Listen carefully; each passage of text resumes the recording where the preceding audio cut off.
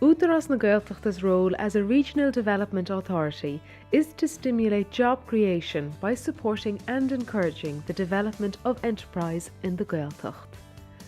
The employment created helps to stabilise Gaeltacht communities and thereby strengthen Irish as a living language in the Gaeltacht.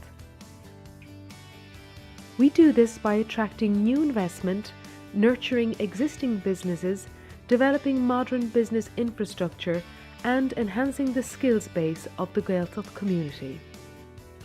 Údarás encourages enterprise by offering a range of financial and non-financial supports to businesses in sectors such as globally traded services, niche manufacturing, ICT, engineering, medical devices and pharmaceutical, audio-visual and digital media, food processing, fish farming and processing, cultural tourism and Irish language-based enterprises.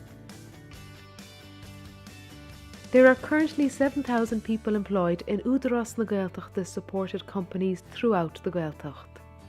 In addition, we have a range of business facilities available for lease, including office space, business incubation units, and modern industrial buildings, all of which are available at competitive rental rates with flexible leasing arrangements.